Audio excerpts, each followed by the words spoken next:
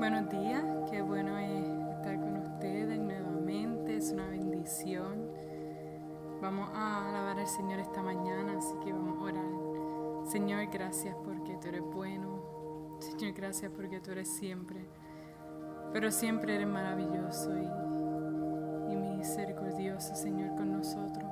Gracias porque, Padre, podemos tener esta libertad de poder venir ante ti, adorarte, Señor, donde sea, en nuestro hogar, en la iglesia, en cualquier lugar. Gracias por esta oportunidad y esta libertad que tenemos, Señor. Pedimos ahora, Padre, que tú nos llenes de tu Espíritu Santo, que, Señor, esté con nosotros ahora y reciba nuestra adoración. Señor, que tu nombre sea glorificado y Señor, que simplemente sea una bendición para ti, Padre. Te amamos, Señor, en el nombre de Jesús. Amén.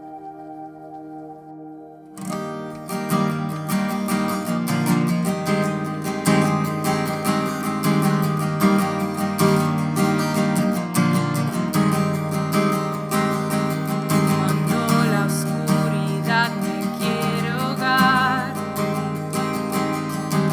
y mi gozo intenta ahogar, en medio del dolor, fuerza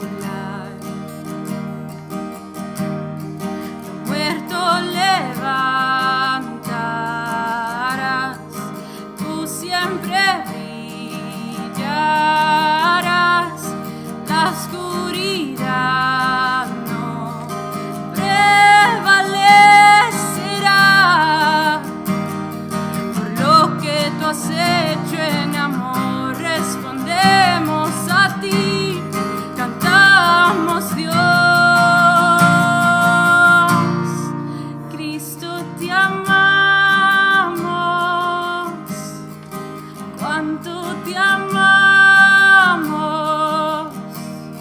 nuestro corazón hoy te adora a ti. Cristo, te amamos, cuánto te amamos, nuestro corazón hoy te adora.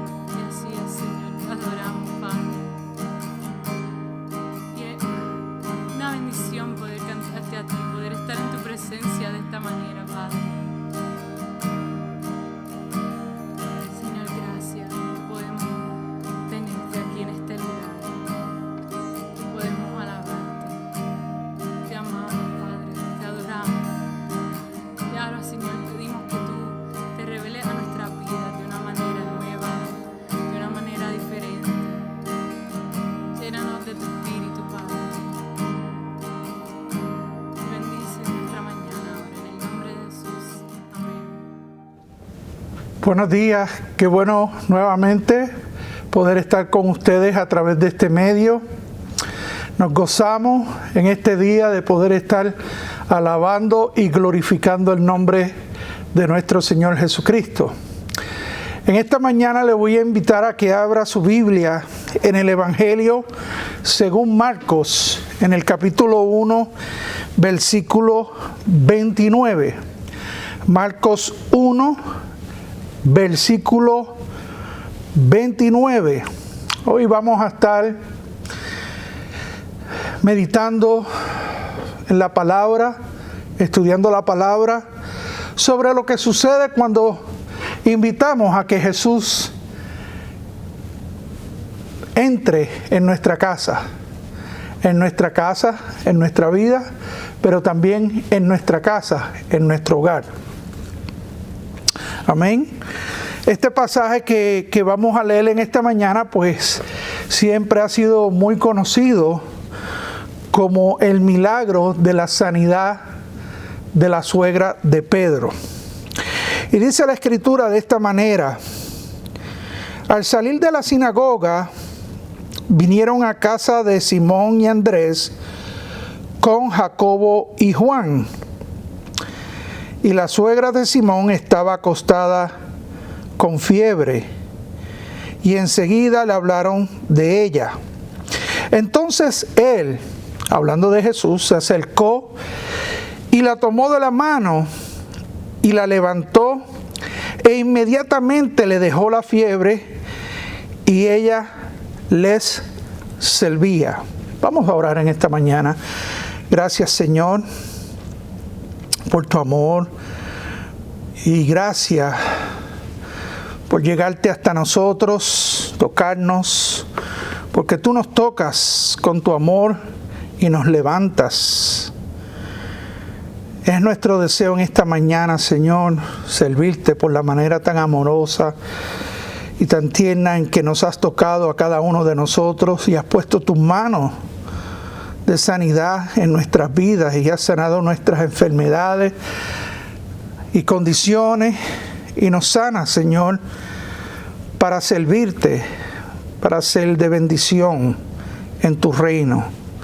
En esta mañana te pido que bendigas este tiempo, que bendigas tu palabra, que tu palabra sea magnificada en medio nuestro, que podamos tener claridad y seamos edificados en tu verdad.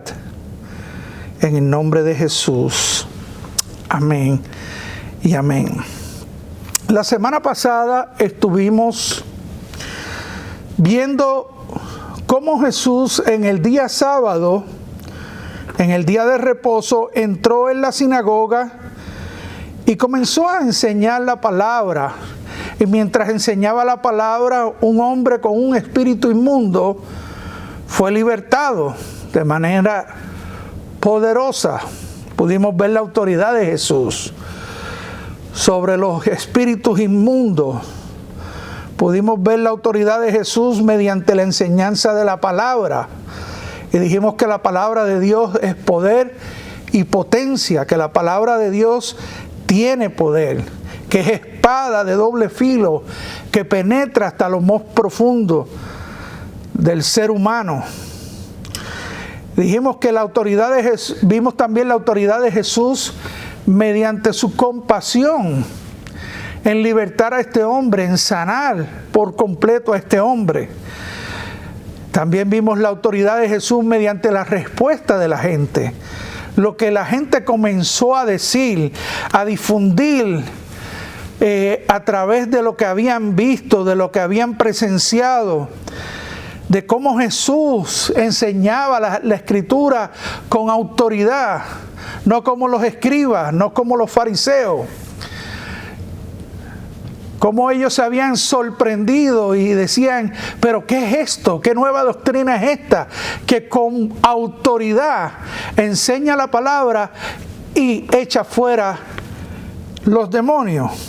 Y es interesante porque todos nosotros tenemos algo en común con este hombre que fue libertado de un espíritu inmundo, porque todos tenemos una guerra espiritual alrededor de nosotros. Una guerra espiritual que pretende separarnos de Dios, separarnos de Jesús, intervenir en medio de nuestra relación con Dios. Dice la Escritura en Efesios 6:12, porque nuestra lucha no es contra carne ni sangre, sino contra principados, contra autoridades, contra los gobernadores o gobernantes de estas tinieblas, contra espíritus de maldad, en los lugares celestiales. Y es que sin duda, el diablo nos odia a usted y a mí, odia a nuestra familia, odia a nuestros matrimonios, y el deseo es destruirnos. Y la gente muchas veces está ciega y no ve la destrucción que está alrededor de ellos. El enemigo busca interponerse para torcer y difamar la verdad de Dios, para que seamos presos y cautivos de la mentira, de la falsedad, buscando que nuestras vidas se alejen de Dios y de su verdad que nos hacen libres. Y hoy vamos a ver un caso donde Jesús, mediante su autoridad, mediante el poder que estaba en Jesús, el poder del Espíritu Santo, sana a la suegra de Pedro. Y es interesante porque vemos que dice aquí que al salir de la sinagoga, vinieron a casa de Simón y Andrés. Y obviamente dice que estaban con Jacobo y Juan. Y es interesante porque aquí yo puedo ver cómo Simón y Andrés invitaron a Jesús a entrar en su casa. Y eso es lo que dije en el principio, que hoy vamos a ver lo que sucede cuando invitamos a Jesús a nuestra casa. Y es que tenemos que entender cómo trabaja el reino de Dios, que podamos ver con claridad la verdad del Evangelio de nuestro Señor Jesucristo.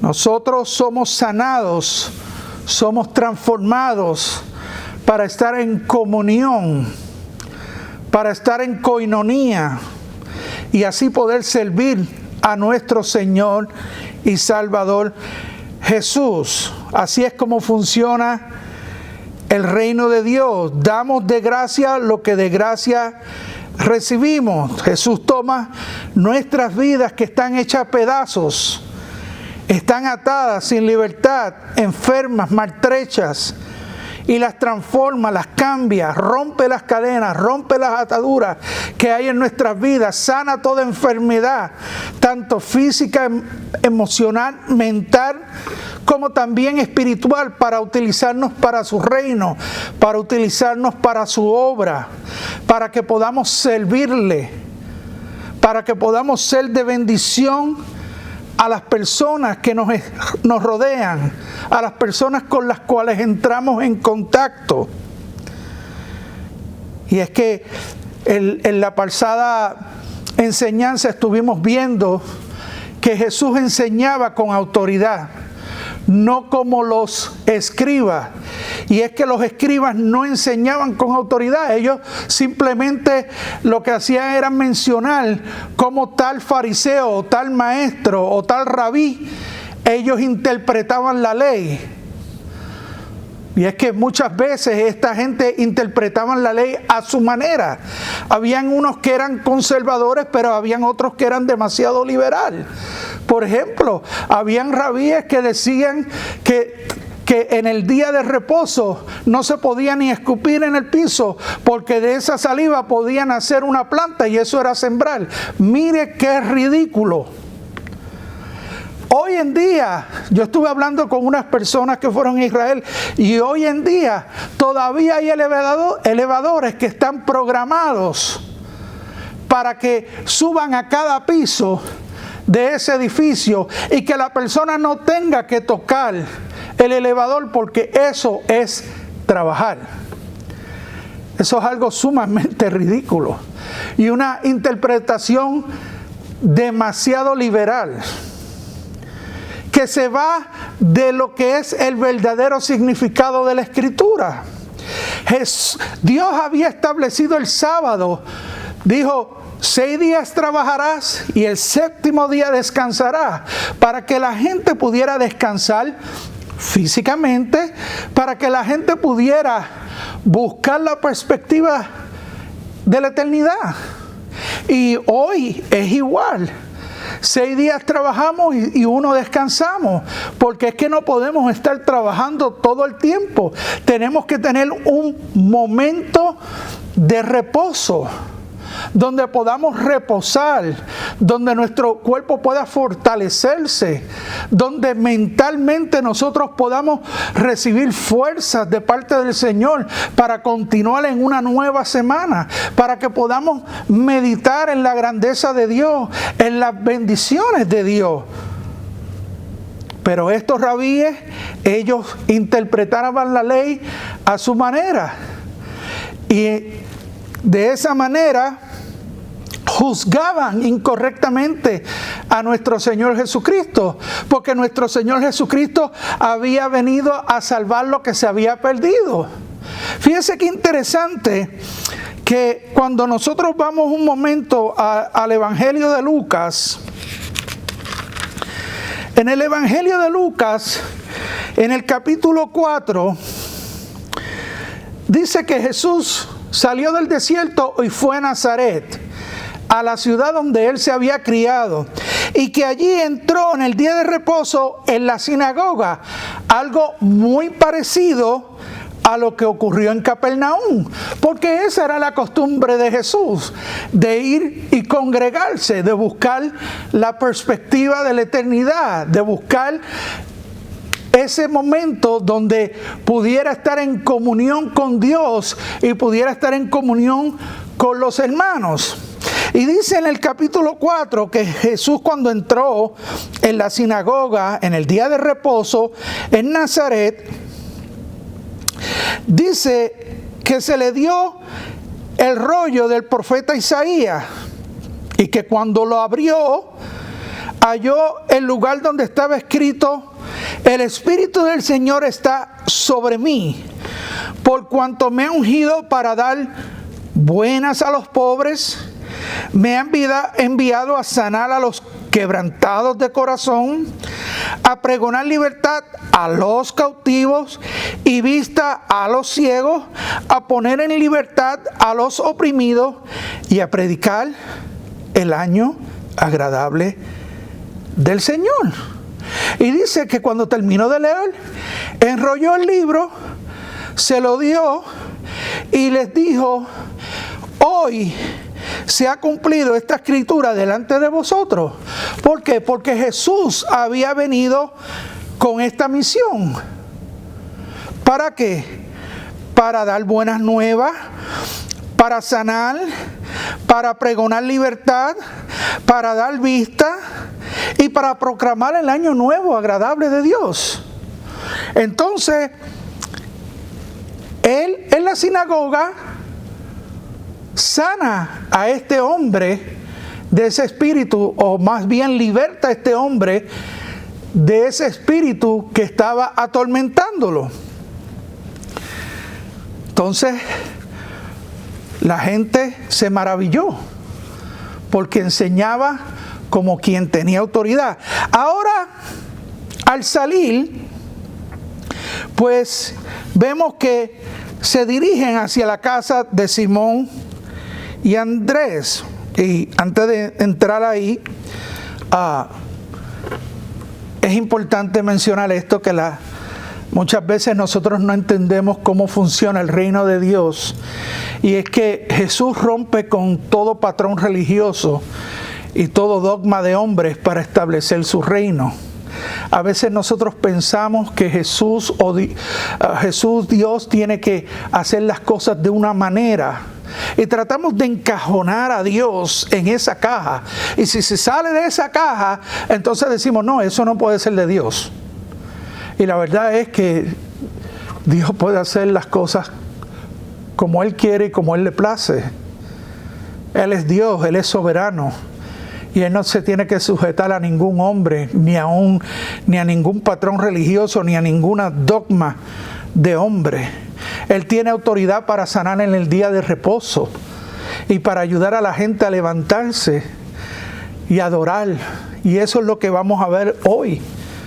Como aún en el día de reposo, Jesús vino a esta casa para no solamente tener comunión con los de la casa, sino para también sanar a los que estaban enfermos en la casa.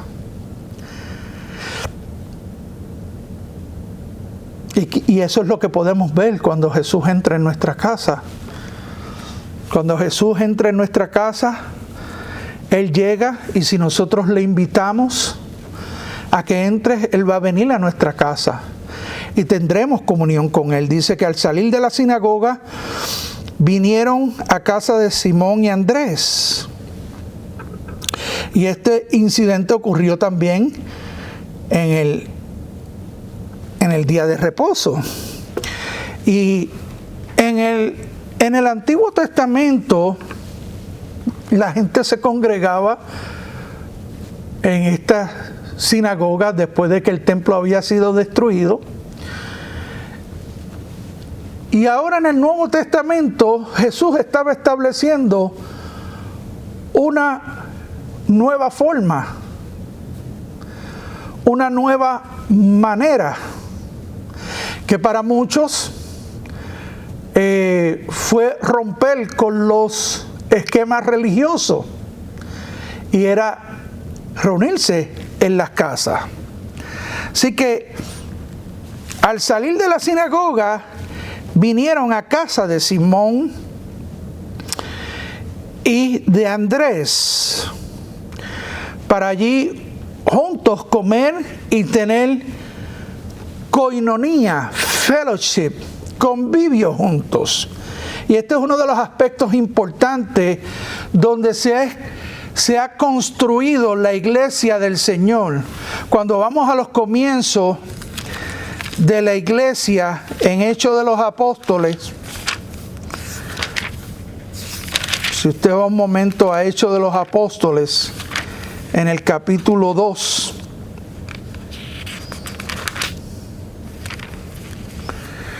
dice que después que había caído o habían recibido la promesa del Espíritu Santo,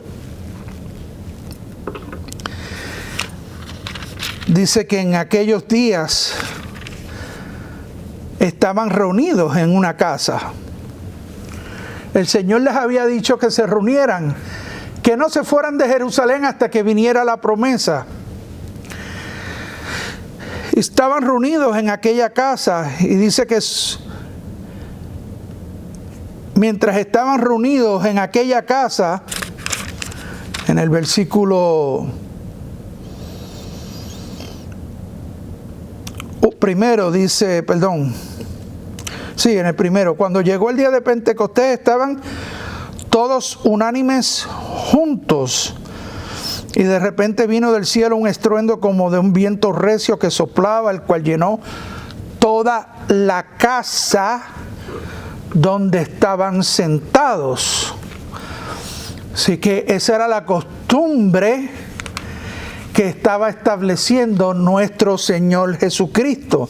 Estaba rompiendo con los paradigmas religiosos de su época,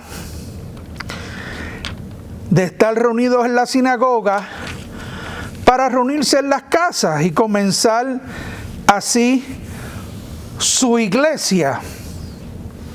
Y dice en el versículo 42, después que ocurre todo lo que ocurrió, que fueron llenos del Espíritu Santo, que Pedro explicó qué había ocurrido en aquel momento, dice que en aquel sermón que dio, o aquella charla que dio Pedro, se convirtieron 3,000 personas. Y dice que estaban todos perseverando en la doctrina de los apóstoles, versículo 42. Vamos a leer del versículo 41.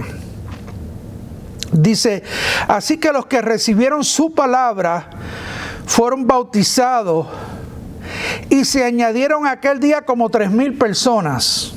Ahí tiene usted la idea de lo que había ocurrido de aquellos 120 haber estado en el aposento esperando la promesa del Espíritu.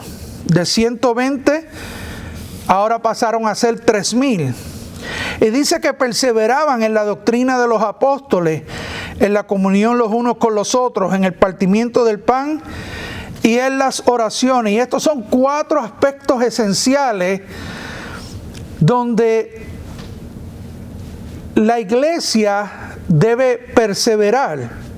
La iglesia nuevo testamentaria debe permanecer y perseverar en la doctrina de los apóstoles, que es la palabra, en la comunión los unos con los otros, que es la coinonía, en el partimiento del pan, que es la cena del Señor, la cena que Él instituyó unas horas antes de haber sido entregado cuando estaba celebrando la Pascua en el aposento. Dice nuestro Señor Jesucristo, cuando estaba celebrando la Pascua, dice que todo quisiéramos que celebráramos la Pascua, el nuevo pacto en su sangre, todas las veces que lo hiciéramos en memoria de Él. Así que eso es la institución de la cena del Señor. Y las oraciones, el ministerio de la oración. Así que, ¿qué es lo que significa esa palabra comunión? Porque dice aquí que al salir de la sinagoga vinieron a casa de Simón y Andrés con Jacobo y Juan. Y ellos sin duda llegaron allí porque salieron del servicio y fueron a su casa y fueron como muchos de nosotros hacemos, a tener comunión, a compartir nuestro pan, a celebrar, a gozarnos los unos con los otros, ¿verdad? Pero ¿qué es lo que significa realmente esa palabra comunión? Y es que esa palabra viene del griego koinonía, que significa tener las cosas en común. Estas personas tenían en común ¿a quién? A nuestro Señor Jesucristo. Eran personas que habían sido sanadas, que habían sido libertadas, que habían sido transformadas y ahora tenían un propósito en común: adorar a Dios. Así que cuando nosotros hemos creído y confiado en Jesucristo como Señor y Salvador, nosotros venimos a participar de su naturaleza. Jesús dijo, orando al Padre, para que todos sean uno, como tú, oh Padre, estás en mí y yo en ti, que también ellos estén en nosotros. Juan 17:21. Así que Jesús mismo tomó en sí mismo la naturaleza del hombre para que por fe nosotros pudiésemos recibir la naturaleza de Dios mediante su sacrificio. El propósito de Dios es traer al hombre a esa relación íntima con Él, a esa coinonía con Él, a ese convivio, a esa intimidad. Así como estaban en el huerto del Edén, que Dios se paseaba y dice la Escritura que tenía comunión con el hombre. A que podamos ser partícipes de su naturaleza. Dios, cuando creó al hombre, dijo, hagámoslo a nuestra imagen y a nuestra semejanza. Eso es lo que desea Dios, que tengamos las cosas en común y que seamos partícipes con Él por medio de la vida del Espíritu. En 2 de Pedro 1:4 dice, por medio de las cuales nos ha concedido sus preciosas y maravillosas promesas, a fin de que por ellas lleguéis a ser partícipes de la naturaleza divina, habiendo escapado de la corrupción que hay en el mundo por causa de la concupiscencia. Y en 1 de Juan 1:3 dice, lo que hemos visto, oído, os proclamamos también a vosotros, para que también vosotros tengáis comunión con nosotros. Y en verdad nuestra comunión es con el Padre y con su Hijo Jesucristo. Así que lo que sucede cuando invitamos a Jesús a nuestra casa, a esta casa, es que Él llega a nosotros y esta casa se convierte en un aposento donde mora su presencia, donde mora su espíritu. Estamos en comunión con Él, con Jesús. Se convierte en un lugar de delicados pastos, donde Dios nos puede apacentar y donde Dios nos puede ministrar. Al igual pasa no solo con nuestras vidas, sino con nuestros hogares. Cuando nosotros invitamos a Jesús a que entre en nuestros hogares, eso es lo que hace Jesús. Convierte nuestro hogar en un aposento, en un lugar especial donde Él nos puede ministrar y apacentar.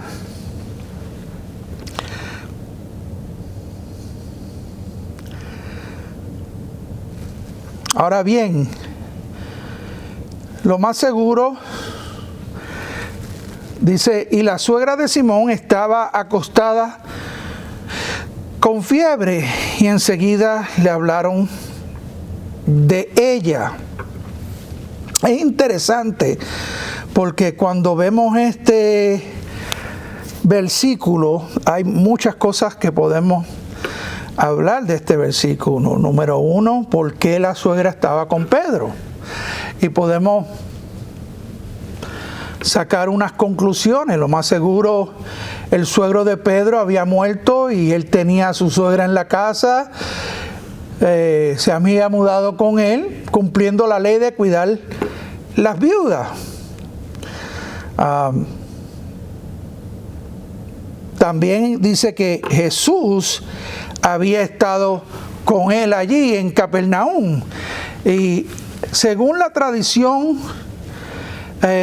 antigua, afirman que muchas personas afirman, que Jesús utilizaba la casa de Pedro como lugar donde él se quedaba, porque recuérdense lo que dijo nuestro Señor Jesucristo en Mateo 8:20, las zorras tienen cuevas y las aves del cielo tienen nido, pero el Hijo del Hombre no tiene donde recostar su cabeza. Así que muy probable que Jesús también vivió en Capernaum con Pedro, su esposa, y Andrés y su suegra. Ahora bien, otra cosa que tenemos que mencionar de esto es que aquí se nos menciona que Simón, Pedro, tenía una suegra. Y si tenía una suegra, quiere decir que estaba casado, ¿verdad? Este pasaje ha sido como un marrón de hierro que ha destruido la doctrina de la Iglesia Católica concerniente al celibato de los ministros o de los sacerdotes. Y no quiero que vayan a interpretar que yo le estoy tirando, no, simplemente estoy hablando lo que dice aquí. Aquí dice, o aquí más bien habla de la suegra de Simón, y si, como dije anteriormente, si hay una suegra, tiene que haber una esposa también, ¿verdad?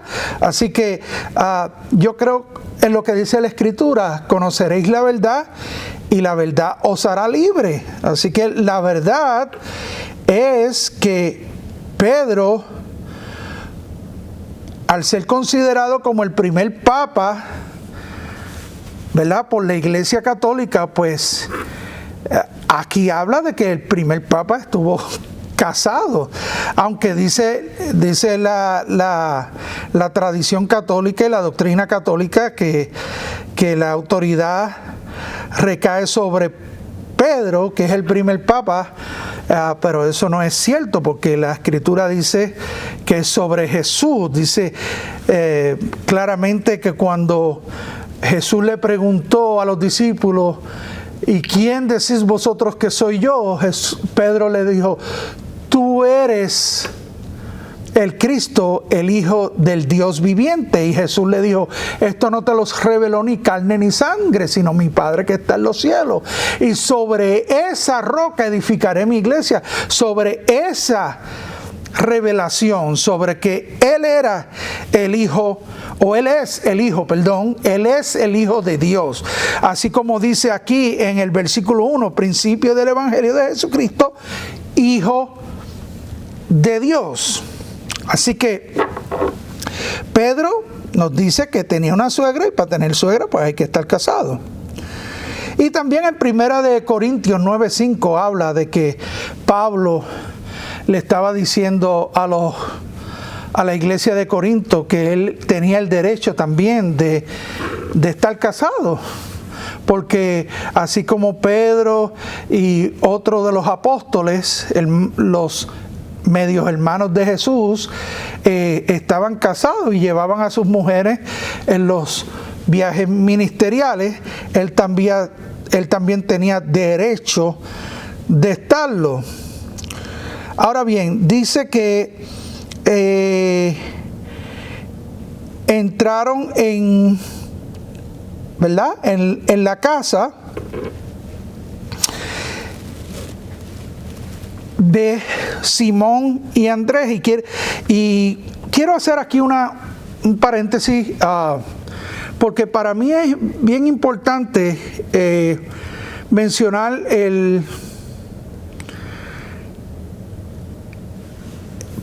parte del ministerio de una iglesia debe estar también en los grupos de hogares. Los grupos de hogares son una bendición. Y en los grupos de hogares mucha gente crece espiritualmente y puede aplicar la palabra de una manera más sencilla, ¿ves? Yo nunca olvido, y yo creo que lo hablé, no sé si fue la vez pasada o lo anterior, sobre un grupo de hogares en el que yo estuve cuando llegué a Calvary Chapel, y mencionaba que como en ese grupo de hogar, en ese home fellowship, ¿verdad? Nosotros veíamos que estábamos viviendo Hechos de los Apóstoles.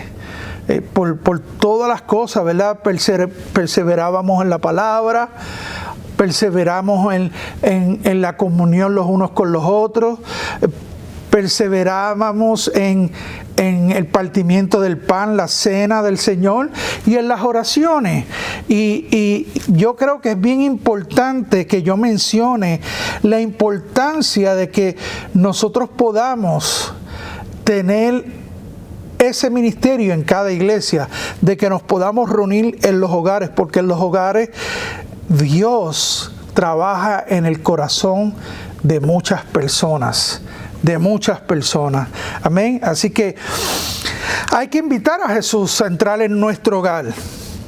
Mire lo que sucedió. La suegra de Simón estaba acostada.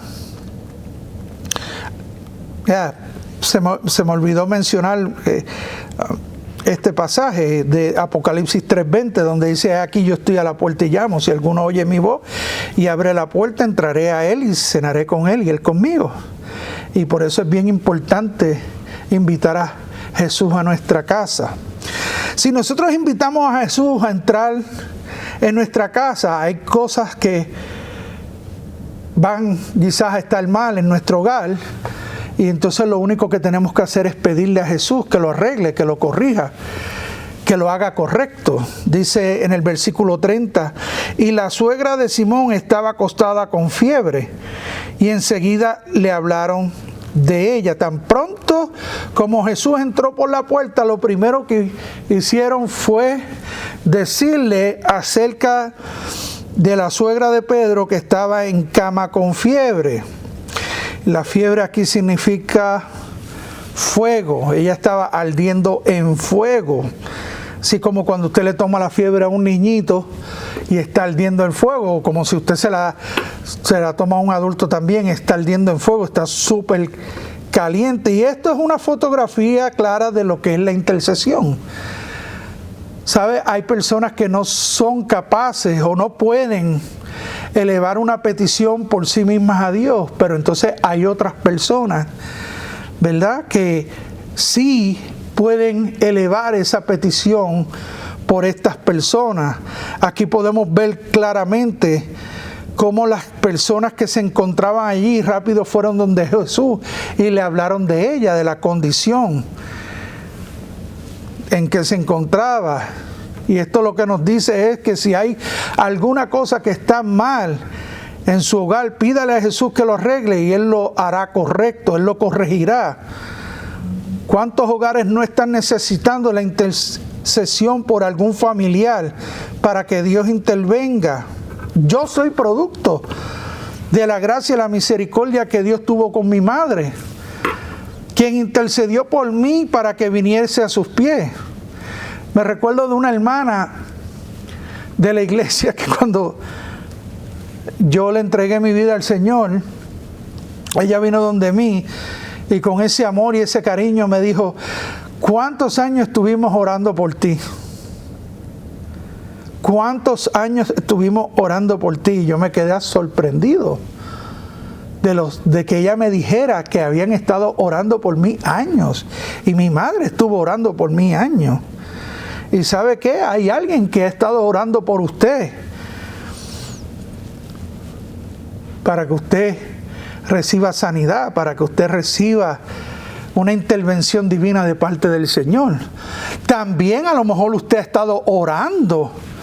Dios le ha puesto a alguien en el corazón para que usted ore por esa persona, para que Dios trabaje en esa persona, ¿verdad? Me acuerdo en una ocasión donde Dios me levantó muy temprano de mañana y me dio una fotografía de un niño. Me dio una fotografía de un niño para que orara por ese niño. Yo no sabía de dónde era ese niño, yo no conocía a ese niño de ningún lado. Traté de hacer memoria si yo lo había visto, si yo lo había encontrado en algún momento en mi vida, y ese niño no me venía a la memoria, pero yo sabía que había sido el Espíritu Santo que me había levantado, que me había movido en ese momento a que me levantara a orar por ese niño. Y yo sabía que ese niño era de otro país, por la manera en que de la fotografía, la pobreza que se encontraba en donde estaba aquel niño. Yo sabía que aquel niño era de otro país. Y el Señor pues me levantó a orar por ese niño. Y ¿sabe qué? Esto es básicamente lo que vemos aquí. Gente que fueron donde Jesús y enseguida le hablaron de ella, le dijeron: mira, aquí tenemos a la esposa de Pedro que está, a la suegra de Pedro que está enferma, que tiene una fiebre. Y dice aquí que enseguida le hablaron. Entonces él se acercó y la tomó de la mano y la levantó.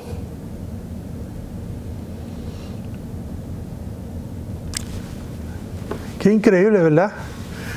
Como es nuestro Señor Jesús, lleno de tanta gracia, de tanto amor, de tanta bondad. Él no preguntó por qué tenía fiebre. Él no preguntó qué le había sucedido. Inclusive, Él conoce los corazones. Él pudo haber dicho: eso le vino porque pecó. No. Simplemente vinieron donde Jesús, le hablaron de ella, y Él, movido a misericordia, en su compasión, fue donde ella y la agarró de su mano y la levantó. Un toque de compasión, un toque de misericordia, un toque de Dios. Y eso es lo que hace, eso es lo que sucede cuando nosotros dejamos que Jesús entre en nuestra casa, en nuestra vida, en nuestro hogar. ¿Sabes? Si hay algo que no está bien en su hogar, si hay algo que está torcido, que no está correcto, hoy es el día en que usted puede invitar a Jesús a que venga y arregle esa situación en su hogar. A lo mejor es la relación con su cónyuge, a lo mejor es la relación con un hijo, a lo mejor es una enfermedad, como en el caso de la suegra de Pedro. Pero ¿sabes qué? Hoy es el día para que nosotros podamos ir donde Jesús y decirle: Jesús, arregla esto en mi hogar. Dice que entonces él se acercó y la tomó de la mano y la levantó. La recuperación de ella fue completa. Fue sana. ¿Sabe? Nuestro Señor Jesucristo utiliza muchas maneras para sanarnos. Él utiliza a los doctores, Él utiliza la medicina. Pero ¿sabe qué? También nuestro Señor Jesucristo hace milagros. Y nosotros tenemos que creer en los milagros. Nosotros tenemos que creer en que nuestro Dios es un Dios milagroso, en que no hay nada imposible para Él. ¿Sabe? Jesús restauró al hombre y libertó al hombre que estaba endemoniado en el servicio, en la iglesia, en la sinagoga. Y ahora llega a la casa de Pedro y sana a la suegra de Pedro también. Y ¿sabe qué? Eso nos habla de lo delicado, gentil y afectuoso que fue nuestro Señor Jesucristo.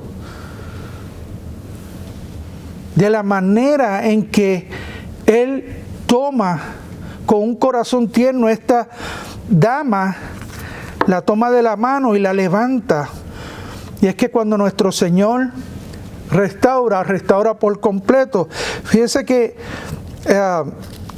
Charles Spurgeon dice en su comentario: cuando el gran médico restaura el alma, la restaura por completo. No queda ningún índice, no queda ninguna secuela para el alma, como hay en muchas otras enfermedades que afligen el cuerpo. Sus curas son completas. Por último, podemos ver en este pasaje que cuando Jesús entra a nuestro hogar, cuando nosotros le invitamos a nuestra casa, no solamente tenemos comunión con Él, no solamente podemos participar de su naturaleza, sino que Él viene también a arreglar lo que está torcido, a sanar nuestras vidas, pero también viene con el único propósito de que nosotros podamos servirles. Fíjense lo que dice el pasaje 31, el versículo 31. Entonces él se le acercó y la tomó de la mano y la levantó, e inmediatamente le dejó la fiebre y ella les servía. Si nosotros invitamos a Jesús, Él va a venir a nuestra casa. Y cuando Jesús hace las cosas, las hace correctamente y bien. ¿Y cuál debe ser nuestra actitud? Una actitud de agradecimiento y de servicio. Una actitud de servicio. Esto es una fotografía claramente de la compasión y la gentileza de Jesús, de haberla sanado por completo. ¿Y cuál fue la reacción de ella? Dice que le servía. Y ese es el mayor motivante de cuando Jesús transforma nuestras vidas. Cuando Jesús sana nuestras vidas, nosotros debemos venir con una actitud de agradecimiento delante del Señor. Y no solamente de agradecimiento, sino de servicio, de querer servirle. Yo nunca me olvido de cómo Dios me transformó a mí, cómo Dios cambió mi vida de haber estado sumergido en lo más bajo del mundo. Y cuando yo vine, yo no podía estar, era como que estaba intranquilo, no podía estar tranquilo en cuatro paredes, tenía que estar anunciándole a todo el mundo, oye, esto fue lo que hizo Jesús en mi vida. Y todavía lo seguimos haciendo. Todavía seguimos proclamando el mensaje de Jesús, las palabras de Jesús, la Escritura, lo que Dios puede hacer en la vida de una persona cuando se abre y lo deja entrar en su casa. Y me recuerdo que le decía, Señor, yo no puedo estar solamente en una iglesia, yo tengo que salir y llevar tu palabra. Y efectivamente el Señor me sacó al campo misionero para que tuviera ahí un buen rato donde poder compartir la palabra y donde poder compartir lo que Dios había hecho en mí. Y ¿sabe qué? Dios ha hecho mucho por usted. Dios ha trabajado y ha transformado su vida y la ha sanado y la ha restaurado. ¿Cuánto deberíamos ser agradecidos? Y mostrar ese agradecimiento no es solamente decir, ay, sí, yo estoy agradecidísimo con Dios, pero entonces no mover un dedo, no hacer nada, no mostrar ese agradecimiento. En algún momento nosotros tenemos que dar frutos de esa transformación en nuestras vidas.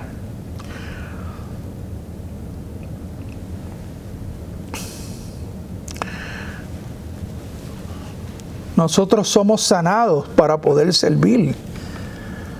El Señor nos levanta con un propósito y es de servirle a Él. Tal vez usted tiene una horrible enfermedad o tal vez tuvo un horrible accidente y Dios ha salvado su vida. De manera que usted le pueda adorar y servir. ¿Está usted sirviéndole al Señor? ¿Está usted haciendo, o más bien compartiendo la gracia que usted recibió de parte de nuestro Señor Jesucristo? Fíjese, mire el caso de la suegra de Pedro. Dice aquí que inmediatamente le dejó la fiebre y ella ¿qué? Le servía. O sea, se levantó, ella se pudo haber quedado acostada y decir, mire, ¿sabes qué? Hoy yo me voy a quedar descansando, porque la verdad, aunque ya se me fue la fiebre, gloria a Dios, yo me voy a quedar descansando, porque es que me siento extenuada y esto. No, aquella mujer, la fiebre la dejó y se levantó y comenzó a servir a Jesús, comenzó a servir a las demás personas. ¿Sabes? Tenemos que ser agradecidos con lo que Dios ha hecho en nuestras vidas. ¿Sabe? Dedíquele un tiempo en oración a Jesús, para que Jesús visite su hogar, visite su familia. Interceda, haga intercesión por algún miembro de su familia que esté incapacitado, que esté enfermo, que no pueda venir a Jesús por sí mismo, para que Jesús le visite, le tome de la mano y lo restaure. ¿Sabe? Hace unos días atrás, yo estuve oyendo a alguien a quien no conozco, no sé quién es, pero de esos momentos, de esas intervenciones divinas, como digo yo, donde el Señor me permitió ver lo que decía ese caballero y inmediatamente yo entendí que Dios me estaba enviando un mensaje a través de ese varón, donde me decía, ora por tu hijo, ora 3 veces al día, como lo hacía Daniel por 30 días, y déjame los resultados a mí. Y yo me quedé pensando y meditando en esa palabra. Me quedé pensando y meditando en esa palabra. Y yo sabía, en lo más profundo de mi corazón, yo sabía que era Dios que me había hablado. Y yo dije, ok.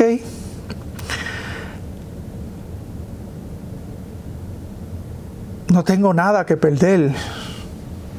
Por el contrario, tengo mucho que ganar. Y fui y me reuní con mi esposa y le dije, óyete esto. Y ella me dijo lo mismo, ¿qué tenemos que perder? Y los dos nos miramos y dijimos, nada.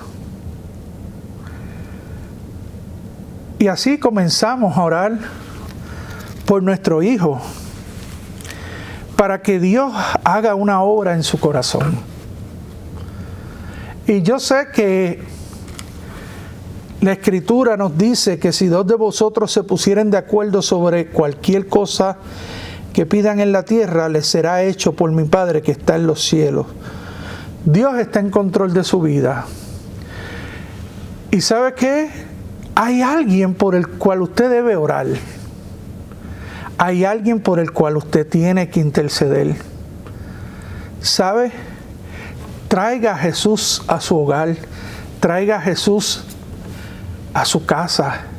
Y empiece a interceder por esa persona, por ese familiar o por esa enfermedad. Y déjele los resultados a Jesús. Él está en control. Y Él es todopoderoso. ¿Sabe? Busque en su banco de dones y talentos. ¿Cuáles son los dones y talentos que Dios le ha dado? Todos tenemos dones y talentos. Todos. ¿Algún talento Dios le ha dado a usted? Y Dios se lo ha dado para que usted con ese talento y con ese don que Él le ha dado, usted comience a servir a Dios a través de servir a otros. Esto honrará a Dios, estará adorando a Jesús y Él será glorificado a través de ese servicio. Amén.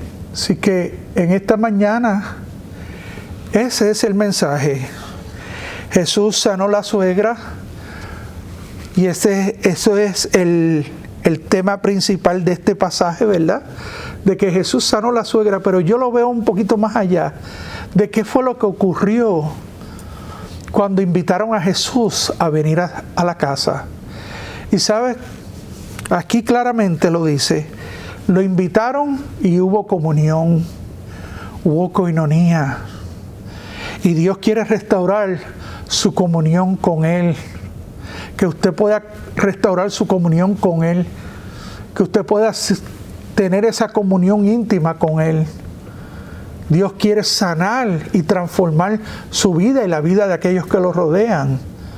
Y Dios quiere que a través de esa comunión y esa transformación en su vida usted pueda servir en el reino de Dios. Amén. Vamos a orar. Padre, te damos gracias, Señor, por tu palabra. Señor, las palabras faltan para decirte cuán agradecidos estamos, Señor, de lo que tú has hecho en nuestras vidas. Señor, y queremos que en esta mañana, Señor, tú visites nuestros hogares. Que tú vengas y entres, Señor. Te invitamos porque lo necesitamos, Señor. Necesitamos que entres, no solo en nuestros corazones, sino en nuestros hogares también, Señor. Que transformes todo, que sanes, que libertes, que restaures, Señor. De modo que nosotros podamos, en agradecimiento a ti, podamos servirte a través del servicio a otros, Señor. Gracias, Señor, por tu pueblo, por tu iglesia. Señor, yo te pido que en estos días que estamos viviendo, días tan difíciles, Señor, ante no solo la pandemia, sino ante todos los eventos que están ocurriendo, Señor, que tú fortalezcas a tu iglesia. Señor, que tú cubras a tu iglesia, Señor, que tú la rodees. Señor, que tú derrames el poder y la presencia de tu Espíritu Santo sobre tu iglesia, Señor. De manera que podamos ser sal y luz en medio de las tinieblas. Gracias, Señor, en el nombre de Jesús. Amén y amén. Dios les bendiga, Dios les guarde. Si necesitan oración, pueden escribirnos a calvaryenespanol@gmail.com. ¿Okay? calvaryenspanol.brandonfl@gmail.com. ¿Ok? Así que Dios les bendiga y nos veremos el próximo domingo, si Dios lo permite. Amén.